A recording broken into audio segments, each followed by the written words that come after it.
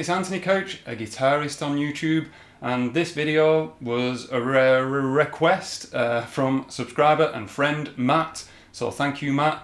Might start this as a series, depends how successful it is, where I'm going to take iconic guitar solos and we're going to analyse them and we're going to learn from them, we're going to see why they're so good, and we're going to just steal all the stuff within it. We're all going to get better on guitar by analysing the best. And for this one, it's none other than Kirk Hammett. Hello guys and girls. The guitarist of Metallica, and he is responsible for some of the most iconic moments in heavy metal and rock. But none, I reckon personally, and I think other people, none more so than the solo to this song.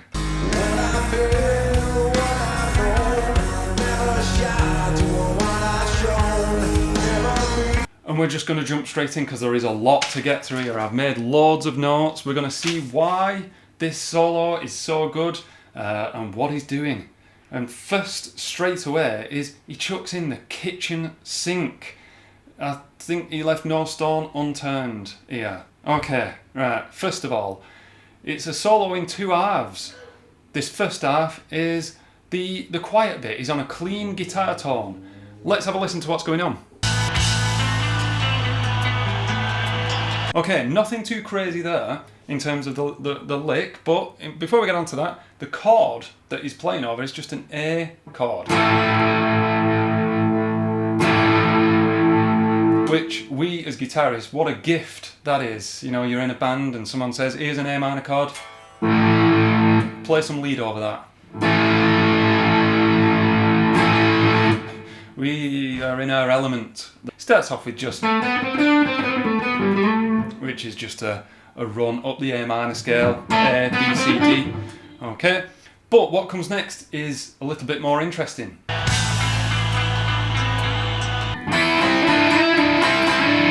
Drawn notes. Drawn notes are really, really effective on guitar, especially when you're in the key of A minor. Why is that? Well, the notes of A minor, there's no sharps and flats. A, B, C, D, E, F, G, A.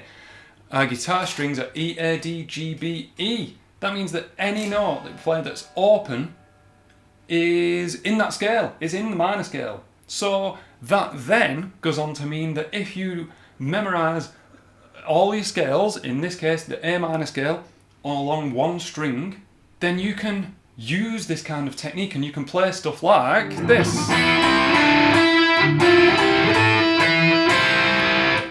Where I just went up the A minor scale, starting on the note B of the B string,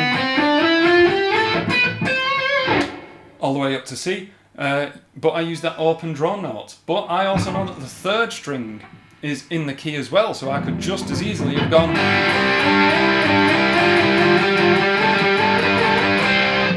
The same applies for all your strings, you just got to know the scale. Try it, give it a go.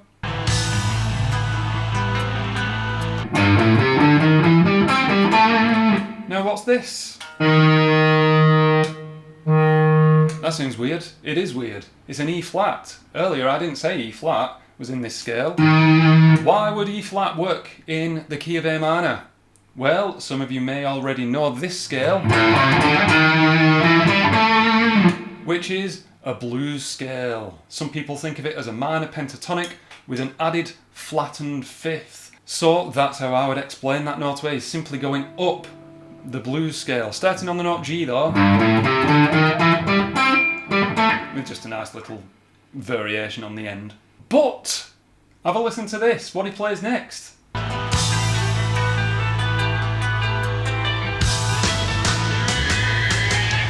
What is going on here? That note sticks out like a bit of a sore thumb. Why is that? Well, it's fret 7 on the B string, and what is fret 7 on the B string? It's an F sharp, isn't it? F sharp is not in our key. So what's going on there? Well, we could explain, first of all, he might have just wanted that note. He might not be thinking along the same lines as me, but when I listen to that part of the solo, I'm thinking he is using the Dorian mode. A Dorian, A, B, C, D, E, F sharp, G, E. Okay, it's getting a bit involved, this video. Are you still watching? Let me know in the comments, because I'm just talking music theory now. I'm in my element, but I might just be talking to no one. However, it goes on to... There's F sharp again.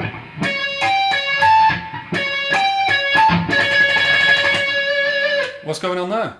It's a C sharp. And what is the music theory behind his choice to play a C sharp over an A minor? I don't know. I don't know. If you know the answer, stick it in the comments. Is it for added tension? Was it an accident? Am I hearing it wrong? That might be one, because theory states that it should be. But I'm definitely hearing.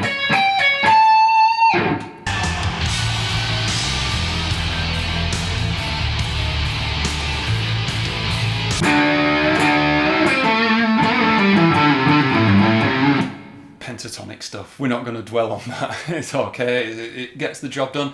It's a nice intro though, the double stops. What happens next though is a little bit more down my street. That run. It's in Dorian again with an F sharp.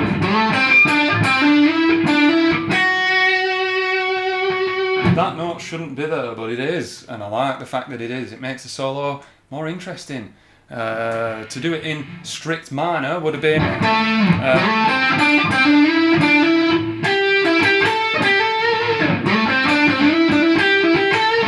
but he didn't do that.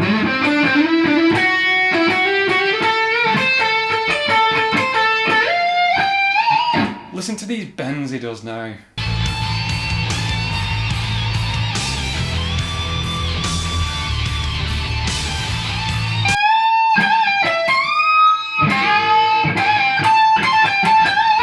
My guitar choked out a little bit there. It's okay, it doesn't matter. Let me see if I can get a bit better. That'll do. He's bending, but he's doing a 3 fret bend from C up to this note. 1 fret off 24. What is that? What is fret 23? On a 24 fret guitar, on any fret guitar. What is fret 23 on the E string? There you go. Yeah, I'm sure you're all screaming at the screen. Who do I think I am? Yeah, no one's watching. E flat's a flattened fifth.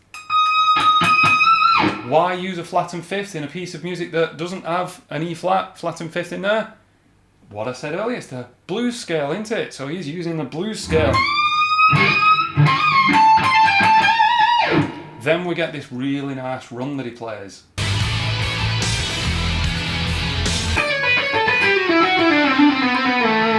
I always have to relearn that one. It doesn't sit under my fingers very nicely, and the reason for that is because it's not quite a full sequence. Every time I play it, I always think it's going to be something like...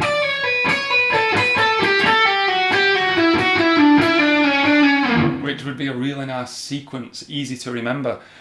Which is all the more reason to learn other people's solos. That's the #1 reason, because it forces your fingers out of their patterns and comfort zones. So when I play this solo, I always have to revise that bit.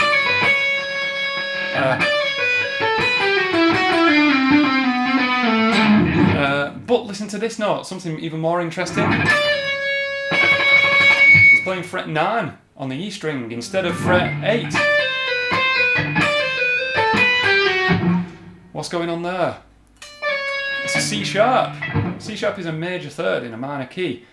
Again, I've no idea. Don't know what's going on there, but I like it. There's our F sharp again. Strictly speaking, in a minor key, this should be... but that's boring. That's boring. I don't know, again, if he was thinking on some other level. If there is a scale that goes A, B, C sharp, D, E, F sharp, G, Mixolydian.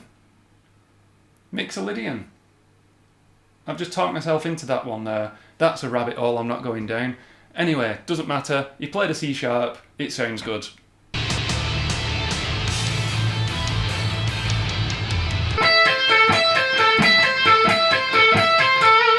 When I think of the Unforgiven solo, I think of that. All the other stuff is amazing, but that to me is the Unforgiven solo. What is he playing? He's playing an A minor arpeggio. He's playing an A minor arpeggio, which is just the note A, C, E, but he's playing them backwards. But the thing that makes it interesting is he's playing 3 notes against 4 beats. So different notes are emphasised on different beats.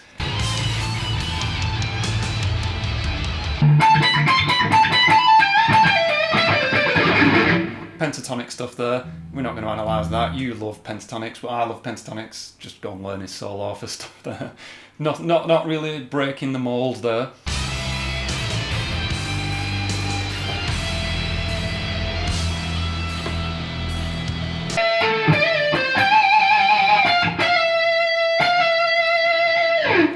Interesting, he ends on the 5th note of the scale, E.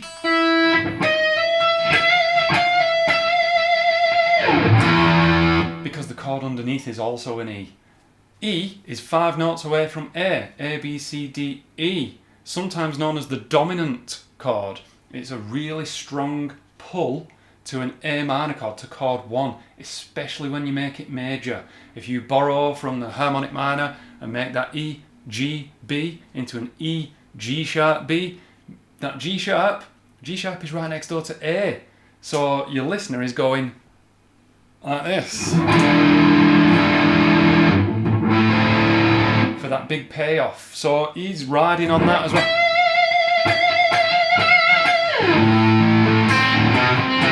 Then you're back into the song. Wow, there's a lot of stuff there. Wrote it all out, got through it all. We got it, we got through, we got it. Anyway, what solos do you want me to do next? I liked it, I like this, but then I like talking about music theory. It's just whether or not people like listening to it. Thank you very much. It's hot today. I'm not enjoying being in this room. Anyway, I've been Anthony Couch. I'll see you in the next video. Thank you very much for watching. Goodbye.